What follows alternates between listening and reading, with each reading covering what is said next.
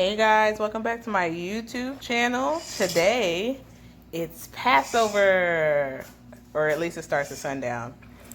And I just want to do a little vlog slash cooking with me, but I've already made these. So these are deviled eggs, if you can't tell, they're looking real watery. It's my first time making them, don't make fun of me. And my mom is making, what are those?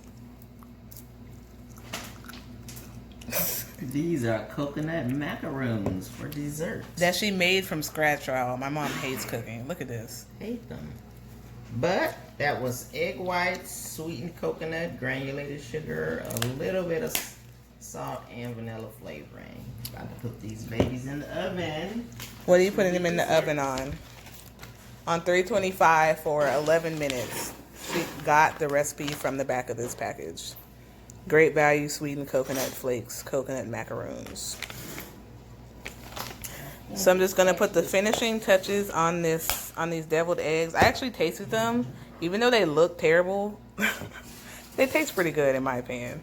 So for those of you guys, all right. So I'm just gonna sprinkle a little bit. Oh snap! That was too much, but that's all right. Don't be heavy-handed. Oh Lord. Maybe I should do a video too. All right. So there are my deviled eggs. I realize the light is not that great, but tip number one, you're supposed to cut the eggs long ways to not across.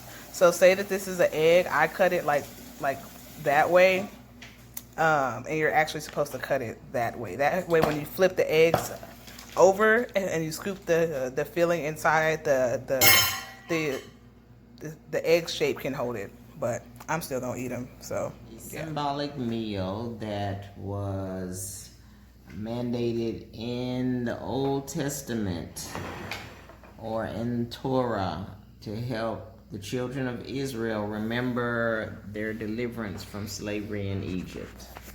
And so even though you don't see the required roasted lamb on the seder plate or the order plate, there are required foods to help remember that occasion. So you have wine and you have unleavened bread. Matzah. Homemade matzah. Yeah, this is homemade. That's why you see these prints from the glass, because we didn't have a rolling pin. But it has to be made under 18 minutes for it to be kosher.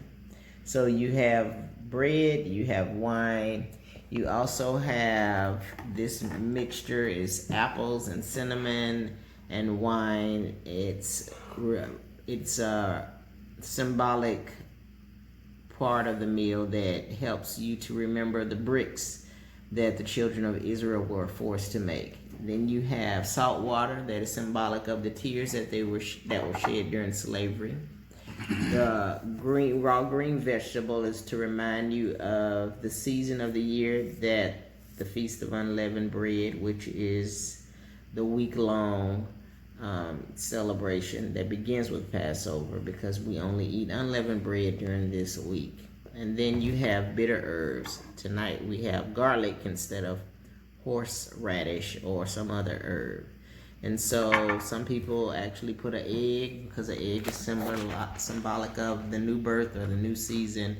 But these are the main ingredients, the symbolic portion of the meal. After this part, we will have dinner. And what does the wine stand for? Can you get it? And so the wine, if you will remember, and this should be kosher for Passover. I just saw kosher, and so Right there. then realized Not for Passover the use. wrong thing. So as you That's see, fine. we still need Jesus because we still don't quite get it right. But if you will remember, the blood of the Passover lamb that was sacrificed was used to mark the doorpost, so that when the death angel came, he would pass over those homes that had been marked with the blood. And so we carry this over into the New Testament because Jesus, or Yeshua, our Messiah, our Mashiach, reminds and applies this very meal to our deliverance from being slaves to sin. And so even though most Christians celebrate Easter during this time, we continue to remember the celebration of Passover, because this is the one that we do when we do communion. There you go. So there's the tie-in. So Passover, I guess Christians nowadays, they don't necessarily celebrate Passover, but when we take communion, it's still like communion comes from Passover. Wine portion of the meal. Mm-hmm. But if we read John 17, which I think we should probably read, you get Jesus' message during that meal. And you also, in Matthew 26, see where Jesus asks his disciples to go and prepare the meal. It was more than just bread, because when Peter asked, well, who's going to betray him? He's like the one who's dipping his hand in the bowl. We're wondering which bowl he was dipping in, because you normally don't see a bowl, on Sunday if you're just doing, wine and crackers or grape juice and matzah. So when Christians take communion comes from the Passover. That's the connection. It's just that we haven't always had the full meal because we haven't known how to do it. All right.